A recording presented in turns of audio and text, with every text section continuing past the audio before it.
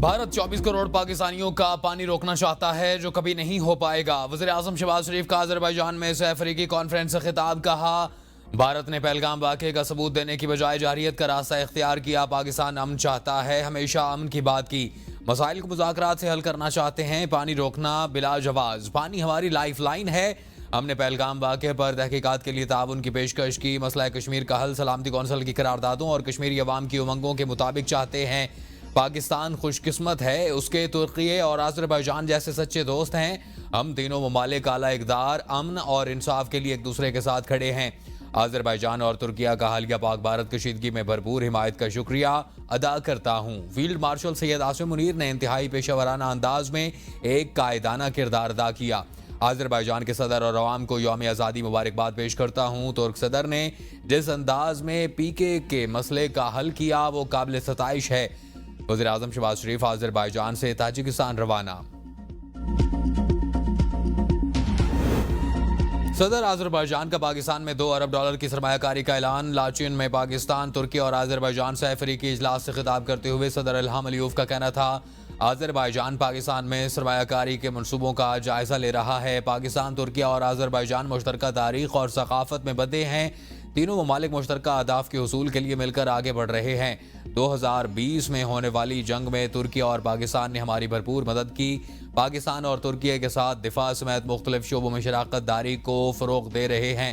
تینوں ملکوں کے درمیان دفاعی شعبے میں تعاون کے وسیع امکانات ہیں۔ دفاعی شعبے میں تعاون علاقائی استحکام کے لیے اہم ہے۔ ترکیہ اور پاکستان کے ساتھ سیاحت کے شعبے میں بھی کام کرنا چاہتے ہیں۔ ترکیہ کے صدر رجب طیب اردوان نے کہا کہ پاکستان، آذربائیجان اور ترکیہ کے درمیان دفاعی شعبے میں تعاون کو فروغ دیا جائے گا۔ تجارت، سرمایہ کاری، دہشت گردی سمیت مختلف شعبوں میں تعاون کو وسعت دینے کا جائزہ لیا جا رہا ہے۔ اسرائیل کی فلسطین میں خون ریزی قابل مذمت ہے۔ خطے کے امن کو تباہ کرنے والوں کے خلاف کھڑے ہوں گے۔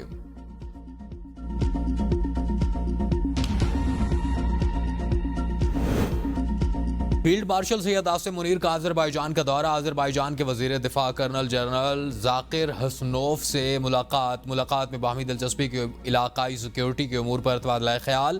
پاکستان اور آذربائیجان کے درمیان مضبوط عسکری تعلقات پر زور۔ فیلڈ مارشل سید عاصم منیر کا دفاعی تعاون مزید مضبوط کرانے کے عزم کا اعادہ۔ فریقین کا علاقائی استحکام کے لیے مل کر کام کرنے پر اتفاق۔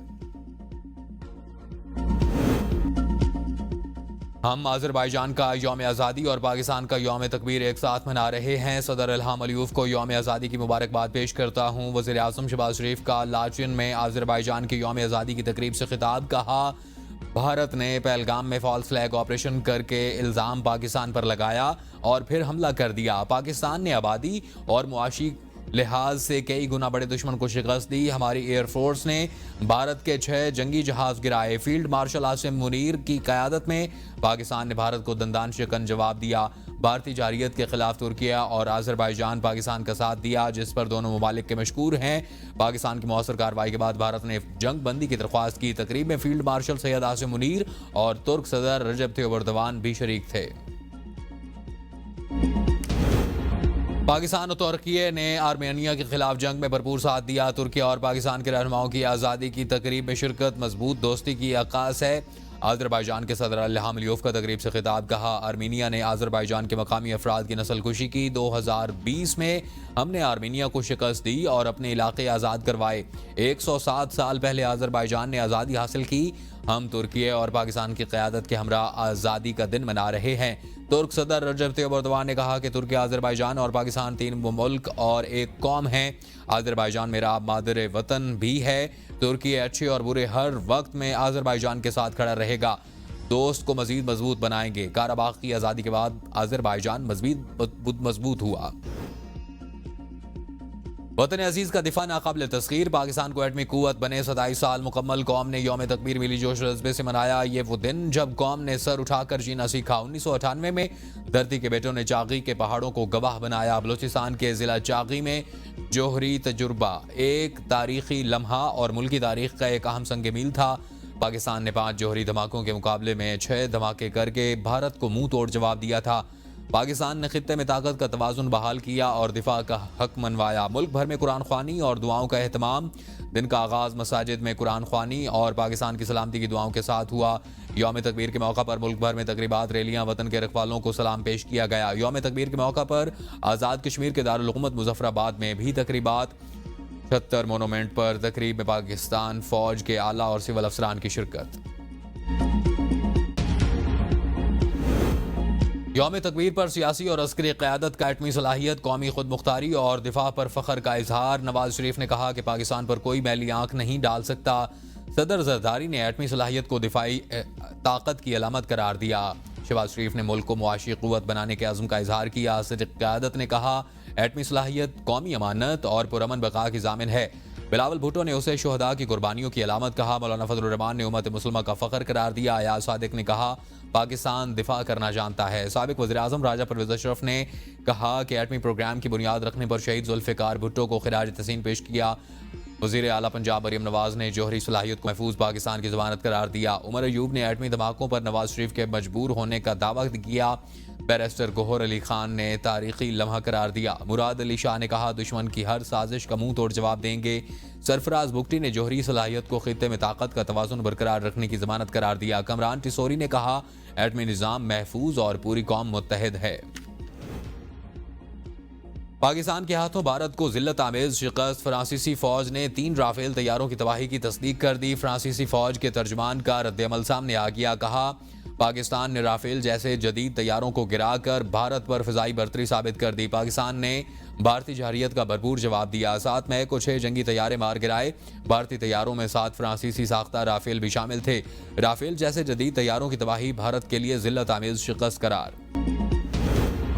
ہندو انتہا پسند جماعت شیو سینا نے بھی آپریشن سندور کی ناکامی کا بھانڈا پھوڑ دیا. رکن پارلیمنٹ سنجے راوت نے آپریشن کو مودی سرکار کی ناکامی قرار دیا. پہلگام میں 26 خواتین کو بیوہ کیا گیا جس کے ذمہ دار وزیر داخلہ ہیں. امید شاہ سے استعفے کا بھی مطالبہ. کہا آپریشن سندور کی ضرورت کیا تھی؟ پہلگام کے دہشت گرد کہاں ہیں؟ کیا وہ گجرات میں چھپے ہیں؟ مقبوضہ کشمیر میں ایک بار پھر پاکستانی پرچم. فیلڈ مارشل سید عاصم منیر کے پوسٹرز لگ گئے. رافیل سمیت دیگر بھارتی جنگی طیاروں کو مار گرانے والے J-10C لڑاکا طیارے کی تصاویر بھی آویزاں. پوسٹرز سری نگر اور دیگر علاقوں میں دیواروں، ستونوں اور کھمبوں پر چسپاں کیے گئے. حکومت کا چینی کی شفاف قیمتوں کے تعین کے لیے بڑا اقدام. چینی کی پیداواری لاگت کے لیے آزاد آڈٹ کروانے کا فیصلہ. وفاقی وزیر رانا تنویر حسین کی شوگر ملز مالکان سے ملاقات. شوگر ملز مالکان کا حکومتی فیصلے سے اتفاق. وزارت فوڈ سیکیورٹی اور شوگر ملز مالکان پیداواری لاگت کے لیے آڈٹ پر بھی متفق. چینی کی قیمتوں پر عید تک عارضی کمی کی جائے گی. عید کے بعد چینی کی نئی قیمت کا تعین کیا جائے گا. چینی کی پیداواری لاگت کا آزاد آڈٹ بھی کروایا جائے گا. شوگر ملز نے مثبت رد عمل دیا. وزارت فوڈ سیکیورٹی قیمتوں پر حکومتی کنٹرول کے لیے مضبوط اقدامات جاری رکھے گی. مسلم لیگ نون نے مخصوص نشست نظرثانی کیس میں اضافی گزارشات سپریم کورٹ میں جمع کروا دی. نون لیگ کی درخواست میں کہا گیا کہ آرٹیکل 187 مکمل انصاف کا اختیار زیر التوا مقدمات میں استعمال ہو سکتا. مخصوص نشستوں کے کیس میں آرٹیکل کا استعمال طے شدہ عدالتی اصولوں کے منافی ہے. سنی اتحاد کونسل 80 ارکان کے ساتھ مخصوص نشستوں کے لیے اپیل دائر کی. اپیل کر فیصلہ. سنی اتحاد کونسل کے پاس 0 ارکان رہ گئے. سنی اتحاد کونسل کے 80 ارکان میں کوئی عدالت کے روبرو پیش نہیں ہوا. سنی اتحاد کونسل اور تحریک انصاف کو ایک پارٹی نہیں سمجھا جا سکتا. سینیٹ کے لیے پنجاب اسمبلی کی نشست پر ضمنی الیکشن ملتوی. ذرائع الیکشن کمیشن کے مطابق مخصوص نشستوں کے عدالت میں زیر سماعت کیس کی وجہ سے الیکشن ملتوی کیا گیا.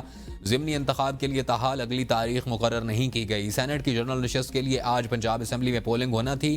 مخصوص نشستوں کے کیس کے فیصلے کے بعد الیکشن کی نئی تاریخ مقرر کیے جانے کا امکان.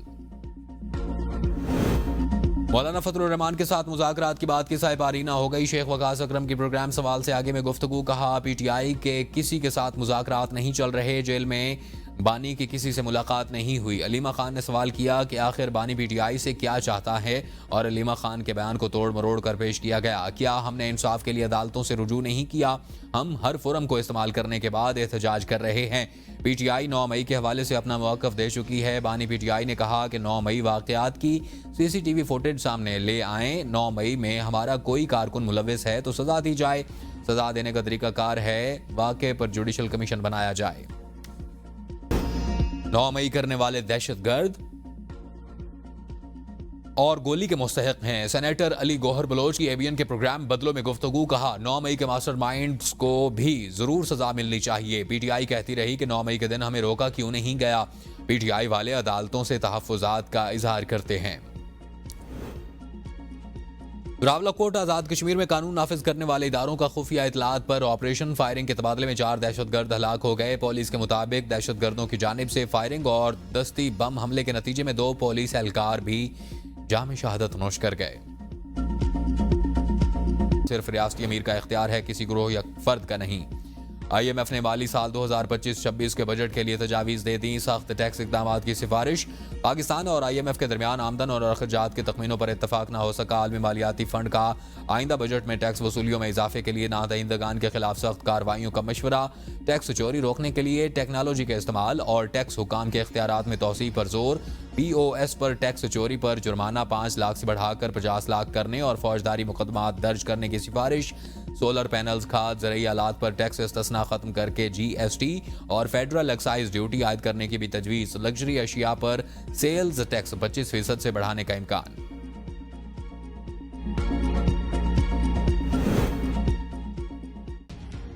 नेपरा का के इलेक्ट्रिक के 7 साला मल्टी एयर टैरिफ बारे फैसला। पावर डिवीजन का शदीद खदशात का इजहार। वफाकी वजीर वैस लगारी कहते हैं कि ऐसे फैसले आइंदा मल्टी एयर टैरिफ दौरानिया में सरमायाकारी को मुतासर कर सकते हैं। वफाक की सब्सिडीज यकसा टैरिफ निज़ाम पर फैसले के तवील मुद्दती असरात आएंगे। पावर डिवीजन नेपरा की जानिब से के इलेक्ट्रिक के लिए जारी मल्टी एयर टैरिफ का जायजा लेगा। पुराने जनरेशन टैरिफ बारे फैसले पर नजरसानी नेपरा की तवज्जो की मुंतज़िर है। नजरसानी फैसले में ताखीर से पावर सेक्टर पर संगीन मालियाती असरात आ रहे हैं। अगर ऐसे मामलात पर तवज्जो ना दी गई तो रेगुलेटरी निज़ाम मुतासर होगा। बाराशनार में अपर कुरम और सेंट्रल कुरम के मुख्तलिफ कबाइल के माबैन तीसरा अमन मुआहिदा तय पा गया। कबाइली रहनुमाओं का क़याम अमन में हुकूमत से भरपूर ताउन का ऐलान। खोमस्सा में जरगा का इनकाद। कबाइली माहिदीन और ज़िला इंतजामिया की शिरकत। डिप्टी कमिश्नर अशफाक अहमद का कहना था कि फरीकैन के माबैन अमन मुआहिदा तय पाना खुशाइंद इक़दाम है। क़याम अमन के लिए ज़िला कुरम में ये तीसरा अमन मुआहिदा है। कबाइली माहिदीन का मुस्तकबिल में पुरअमन रहने और कार्रवाइयों से गुरेज का आज़म। तूरी और पाड़ा चमकनी कबाइल का एक दूसरे की मेहमान नवाजी पर शुक्रिया। मुख्तलिफ तनाज़ात और झगड़ों पर फरीकैन के सैकड़ों अफराद जान बहक और जख्मी हो चुके। आज़ाद कश्मीर के इलाके बाग में गाड़ी खाई में गिरने से 5 पुलिस एहलकार जाँ बहक। डिप्टी कमिश्नर बाग का कहना है कि जाँ बहक अफराद में SHO खाई गल्ला Naveed, inspector Yasir Kiani, assistant director police Zakir रेवान शामिल हैं। हादसे में IG के रीडर अली बुखारी और एहलकार फ़हीम भी जाँ बहक हुए।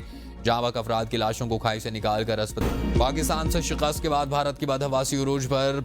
भारत अपने शहरियों के बाद सिक्योरिटी एहलकारों से भी खाइफ। भारत की नेशनल इन्वेस्टिगेशन एजेंसी ने CRPF के एहलकार मोतीराम जाट को दिल्ली से गिरफ्तार कर लिया। मोतीराम पर पाकिस्तानी जासूसी का इल्जाम लगाया गया। कहा गया कि वो हसास मालूमात पाकिस्तानी इंटेलिजेंस के साथ शेयर कर रहा था। वाक़या ने मोदी सरकार के खौफ की एक मरतबा फिर निशानदेही कर दी।